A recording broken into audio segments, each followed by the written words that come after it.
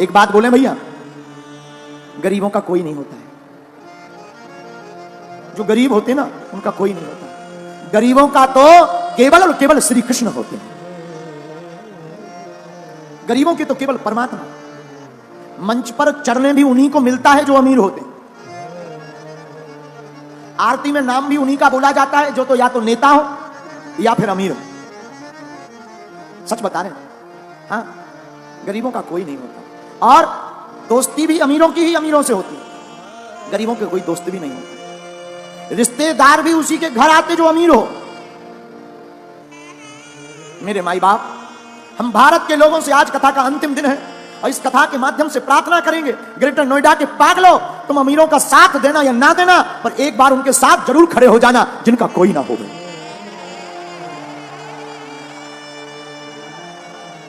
जब गरीबों की बेटी की शादी होती है ना, तो बाप जानता है भूख क्या होती है। त्योहार आते हैं, अमीरों के घर पर तो तरह तरह के पकवान बनते हैं। गरीबों के घर पर कभी जाकर देखना, जो बेचारे पूरी बनाने के लिए भी तरसते हैं। गरीबी बहुत बुरी बात है। भगवान गरीब किसी को ना बनाए। दूसरी बात बोले, इस संसार में लोग कर्जा भी उसी को देते हैं जो अमीर होता है। गरीबों को कर्ज भी नहीं मिलता। क्यों? क्योंकि ये चुकाएगा कहां से। लेकिन सच बात यह है, भारत के लोगों, तुमने जरूर बुरे दिन देखे हो, बुरे दिन देख रहे हो। तुम्हारा कोई ना हो, सब तुम्हारी अवहेलना कर रहे हो, तुम्हें हर जगह से दुत्कारा जा रहा हो, कोई तुम्हारा साथ ना दे रहा हो, तब भी तुम घबराना मत। एक काम करना, तुम अपने परमात्मा पर भरोसा मत छोड़ना। वो परमात्मा एक दिन तुम्हारे चेहरे पर मुस्कुराहट लाएगा।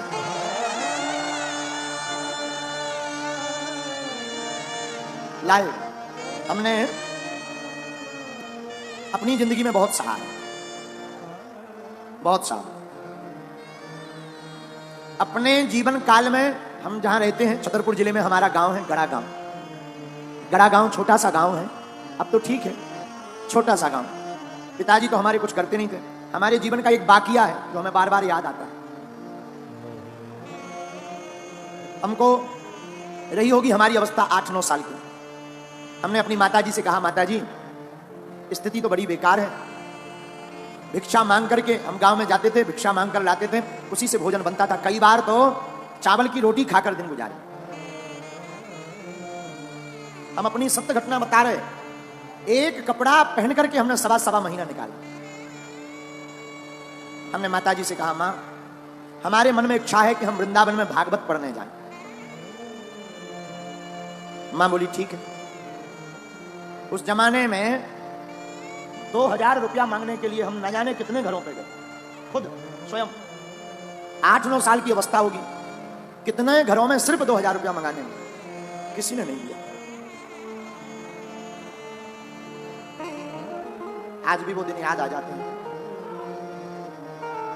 बन जाते हैं लाखों रिश्ते जब पैसा पास होता है, टूट जाता वो रिश्ता गरीबी में जो सबसे खास होता है।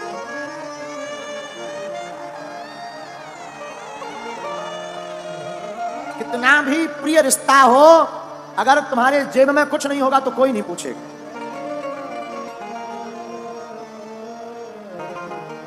लोग तभी पूछते हैं जब तुम्हारे पास कुछ हो गए। हम भारत के लोगों से प्रार्थना करेंगे, अमीरों की बेटियों की शादी में तो लाखों के गिफ्ट लेकर तुम जाते हो, कभी मौका मिले तो उस गरीब मजदूर की बेटी की शादी में भी पहुंच जाना जिनके घर पर कोई नहीं जाता।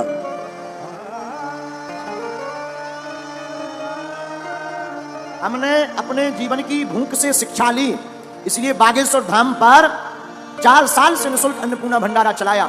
लोग हमारे पास आए, बोले भीड़ बहुत आती है, दान बहुत आता है। हमने कहा इस दान का प्रयोग हम अपनी जिंदगी में नहीं करेंगे। इस दान से जो हमने अपनी बहन के लिए विवाह में दिक्कतें सही हैं, भारत का कोई भाई वो दिक्कत ना सहे। हर साल अब हम गरीब बेटियों का विवाह करवाएंगे, क्योंकि हमने तो सही लिया। हमने भूख भी देखी। माई बाप आज जरूर बैठकर कथा कर रही है, हनुमान जी की कृपा है। हमने वो दिन भी देखे जब हमारे पिताजी का नाम लोग कार्डों में नहीं लिखवाते। कार्ड में इसलिए नहीं लिखवाते थे कि आएंगे तो फटे कपड़े पहन करके आएंगे, तो फटे कपड़े पहनकर आएंगे तो बेइज्जती हो जाएगी। अपनी बेइज्जती से बचाने के लिए कार्डों में नाम नहीं लिखवाते थे। लेकिन हमने भी हार नहीं मानी। हमारी मां कहती थी, बेटा भगवान के घर देर है, अंधेरे नहीं, तुम बागेश्वर हनुमान जी को पकड़े रहो, एक दिन आएगा। माई बाप कभी उस पिता के दिल से पूछना जिसकी बेटी घर पर हो, घर पर खाने का भी दाना ना, कभी विचार करना। अंधेरी रातें हो, हमारा तो बचपन काल पूरा अंधेरे में गुजरा। एक कमरा था 16 बाई 12 का, गर्ग जी एक कमरा 16 बाई 12 का, वो भी छप्पर का, उसमें खप्पर। और बरसात आती थी तो आफत आती थी। बरसात में पलंग के नीचे हमसे छोटी बहन और भाई तीनों बैठ करके बरसात को निकालते थे, क्योंकि पूरे कमरे में पानी भर जाता था।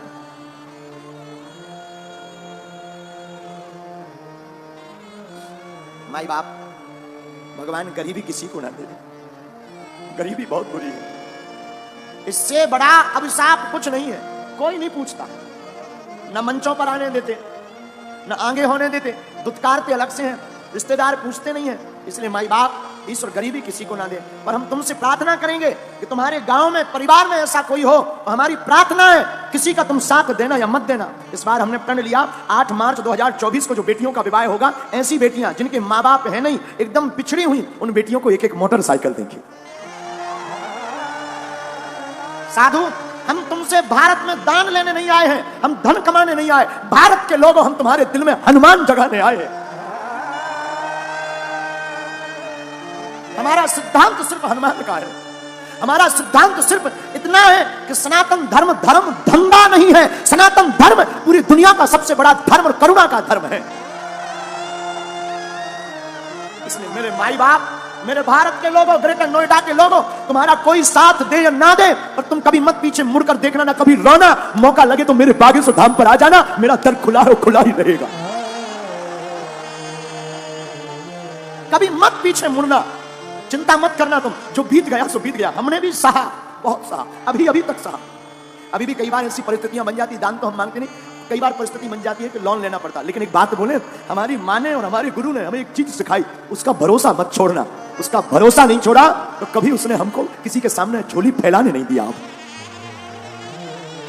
इसलिए भारत के लोगों, क्योंकि जिसके पास गरीबी होती है वही ये दुख जानता है। सबकी समझ में नहीं आता माई बाप, ना ना ना। हाँ, अभी बरसात चल रही है, हमको पूर्ण याद है, अभी भी हम एक कुर्ता रखे हुए हैं अपना पुराना। तो कभी कभी हम याद कर लेते हैं उस कुर्ता को देखकर, है तो छोटा, बहुत पुराना, हम रखे हुए हैं और याद कर लेते हैं। माई बाप बरसात में कपड़ों की वो दुर्गंध, भीगे हुए कपड़ों की दुर्गंध। मेरे साधु, हम अपने जीवन की कथा बताकर आपको कहना ये चाह रहे हैं, हमारे जैसे नालायक की लाज, हमारे जैसे मूर्ख की लाज, हमारे जैसे विचित्र व्यक्ति की लाज जब बागेश्वर बालाजी ने बनाई है, तो भैया तुम भी इनके चरण शरण मत छोड़ना, ये तुम्हारी भी लाज बचाएंगे। हम ना तो पढ़े लिखे हैं। ये जो आप टीवी पर देख रहे हैं ना, ये हमारा पुराना घर है। यही वो घर है जिसमें हमने अपनी जिंदगी की शुरुआत की, जिसमें हमने अपने जिंदगी को जिया। ये घर ना आज भी कई बातों को सजो करके रखे हुए।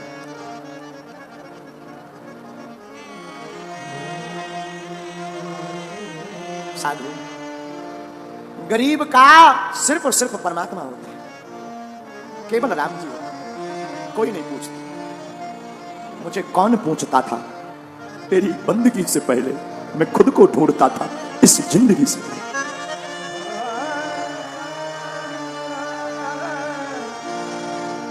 इस भारत में गरीब सिर्फ ताली बजाने के काम आता है, नेताओं की रैलियों में भीड़ बढ़ाने के काम आता है, या मंच के सबसे लास्ट में ताली बजाने। हमारा तो बस नहीं चलता, हमारी तो मजबूरी है। हमारी तो सबसे बड़ी मजबूरी है कि अगर हम इन लोगों को साथ नहीं देंगे, इन लोगों को मंच पर नहीं चढ़ाएंगे, तो कौन टेंट लगाएगा, कौन व्यवस्था बनवाएगा। वरना हमारी दिली इच्छा तो यह है कि सबसे लास्ट में जो बैठा है वो मंच पर आने का अधिकारी है।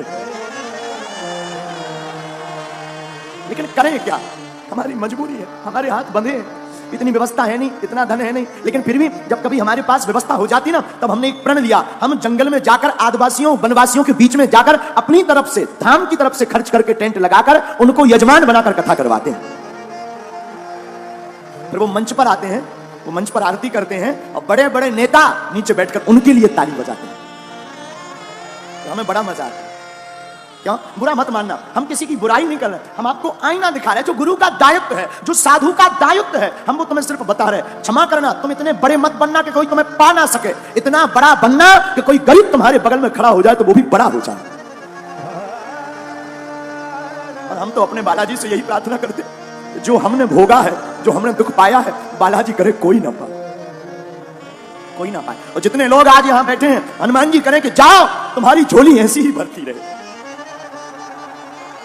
तुम्हारे काले दिन, बुरे दिन आज से ही दूर हो जाएं, तुम्हारी जिंदगी में आज से ही खुशियां भर जाएं। जिन जिन ने कथा सुनी, जाओ, तुम पर हमारे हनुमान जी की, सन्यासी बाबा की जैसी उन्होंने हमारी लाज राखी, तुम्हारी भी वो राखें।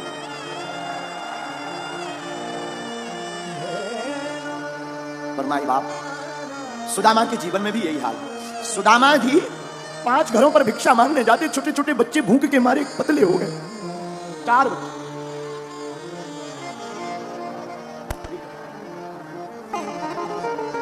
एक दिन कुछ चावल मिले, तंदुल, सुदामा जी ने बनाया, सोचा आज पाले में। तब तक दरवाजे पर आवाज आई, सीताराम।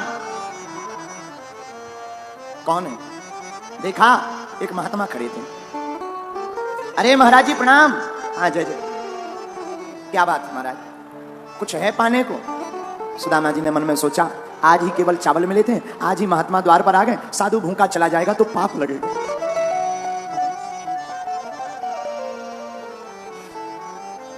साधु भूखा जाएगा तो पाप लगेगा। आओ भगवान, महात्मा को चावल पवा दिया, स्वयं गंगा जल पीकर रह गए।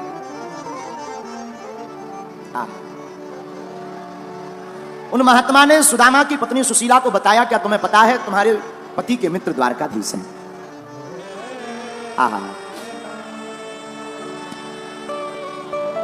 पत्नी ने कहा, हे नाथ, हमने सुना आपकी मित्र द्वारकाधीश हैं। हाँ, तुम्हें किसने बताया? साधु ने बताया। सुनो, वो बड़े ब्राह्मणों को मानने वाले हैं, आप कृपा करके द्वारका जाओ ना, शायद कुछ दे देंगे। कुछ दे देंगे तो कम से कम बच्चे भूखे तो नहीं रहेंगे। बच्चों को क्या मुंह दिखाएं? बात भी सही है, माँ बाप बच्चों को क्या मुंह दिखाएं? घर पर कुछ होना ना होना तो माँ बाप बेचारे बहुत शर्माते, मन ही मन में अपने आप को कसोटते। पर देवी जी, मित्र के घर, राजा के घर, गुरु के घर और भगवान के घर, इन 4 जगहों पर खाली हाथ नहीं जाना चाहिए, कुछ ना कुछ होना चाहिए। हम कहते हैं कुछ हो या ना हो, गीता का श्लोक, पत्रम पुष्पम फलम तोयम, फल फूल पत्ता कुछ भी हो, क्योंकि भगवान कहते हैं भाव का भूखा हूं मैं और भाव ही एक सार है, भाव से जो मुझको भजे सुभव से बेड़ा पार। भाव बिन कुछ भी दे तो मैं कभी लेता नहीं, भाव पूरत तेरी ही करती मुझे लाचार है, और बांध लेते भक्त मुझको भाव की जंजीर में, इसलिए इस भूमि पर होता प्रभु का अवतार है। और प्रभु भाव के भूखे हो प्रभु जी, भाव के भूखे। परमात्मा भाव का भूखा है, पदार्थ का नहीं। हम लोग भगवान के सामने फल रख करके, पुष्प रखकर, दान रखकर ये सोच लेते कि हम धर्मात्मा हैं। परमात्मा की नजर में वो धर्मात्मा नहीं जिसने पदार्थ रख दिया, परमात्मा की नजर में वो धर्मात्मा है जिसने अपना दिल ही चढ़ा दिया।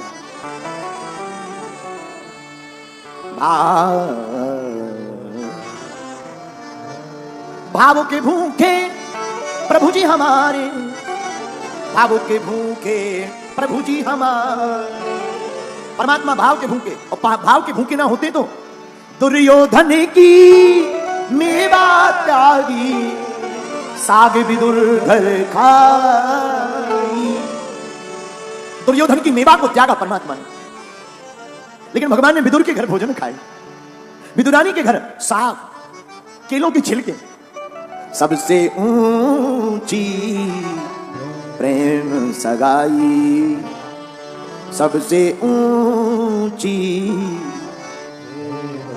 असली बात, कौन कौन भगवान को भाव से पाना चाहता है? प्रेम सगाई, प्रेम सगाई, प्रेम सगाई, प्रेम सगाई, हाँ प्रेम सगाई, प्रेम सगाई, प्रेम सगाई, प्रेम सगाई, ओ प्रेम सगाई सगाई, हाँ। प्रेम सगाई सगाई। अब उठा लो दोनों हाथ। सबसे ऊंची प्रेम सगाई, सबसे ऊंची प्रेम सगाई, सबसे ऊंची प्रेम सगाई, सबसे ऊंची दोनों हाथ उठा करके।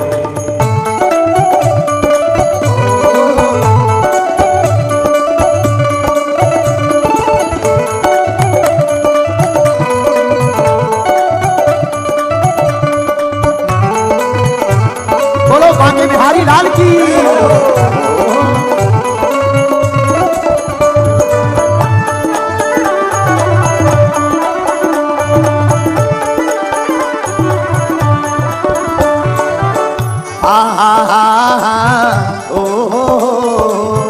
दुर्योधन की मेवा त्यागी, दुर्योधन गाइए।